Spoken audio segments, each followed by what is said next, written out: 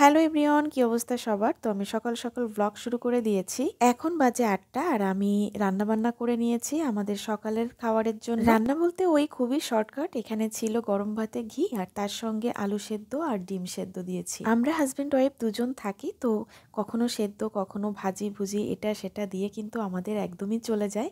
তো ভর্তা দিয়ে সকালবেলা ভাত খেতে বেশ মজা লাগে আর এই ধরনের খাবার দাবারে কিন্তু পেটে ভীষণ স্বস্তি দিয়ে থাকে। আর যেহেতু কালকে একটু ভারী খাবার দাবার খাওয়া হয়েছিল, তো সেই জন্য আর কি সকালবেলা ভাবলাম সেদ্ধ দিয়েই খাওয়া যাক। খাওয়া দাওয়া কমপ্লিট করার পর তারপর হাতে কিছু কাজ থাকে।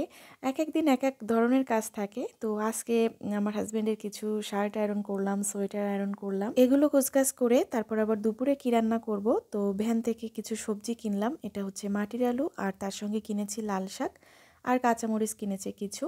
সবজি বাজারটা বেশি দিনের করা যায় না, তো দেখা যায় সপ্তাহের শেষের দিকে এসে টুকটাক আমাকে ভ্যান থেকে এটা সেটা একটু কিনে ম্যানেজ করতে হয়। সবকিছু একবারে কেটে বেছে তারপরে আমি রান্না করে থাকি, যেটা আমি প্রায়ই বলে থাকি। তো এখানে ভেটকি মাছ নিয়েছি, তার সঙ্গে মাটির আলু রান্না করব।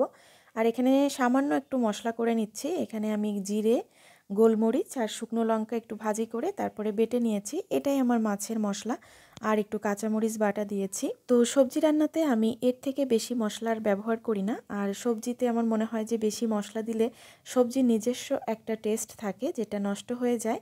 তো যে কারণে আর কি সবসময় অল্প মশলাই ব্যবহার করি। তো এখন যে বাটা মশলাটা আমি বেটে রেখেছিলাম সেটা গুলে দিয়ে দিচ্ছি।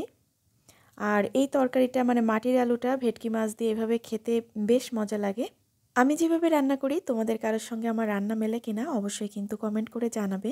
সারাদিন বাসার ভিতরে থাকি, তো মাঝে মধ্যে আমার হাজব্যান্ড যখন বাসায় থাকে তখন একটু হাঁটতে বেরোই দুজনে। তো আজকেও বিকেলবেলা একটু হাঁটতে বেরিয়েছিলাম আর তার সঙ্গে ভাবলাম যে কিছু খাবার নিয়ে যাই বাসায়। এটা সেটা খাওয়ার একটু শেষ হয়ে গেছে, তো অল্প স্বল্প করে সবসময় কেনাকাটা করা হয়। আর বাসায় ফেরার পথে এই যে ফুচকাওয়ালার সঙ্গে দেখা হলো, আর এইটা রেখে তো আর বাসায় যাওয়া যায় না। এখানে 2 পিস পেস্ট্রি নিয়েছি, এটা আমার জন্য। আমার হাজব্যান্ড ও কেক অত বেশি পছন্দ করে না, কিন্তু আমার ভীষণ ভালো লাগে।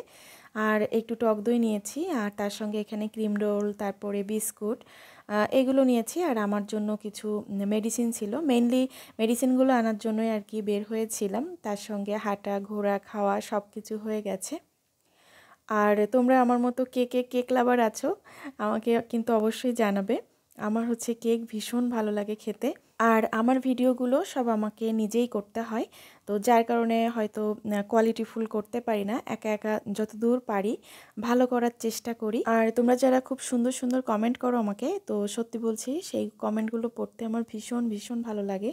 তো সন্ধ্যার খাবারটা বেশ জম্বেশ হলো। আর আজকের ভিডিওটা আমি আর বেশি বড় করছি না। আর যেহেতু একটু বাইরে গিয়েছিলাম, ঠান্ডা ঠান্ডা হাওয়া ছিল, এখন একটু চা করে নিচ্ছি। আজকের ভিডিওটা এই পর্যন্ত। টাটা।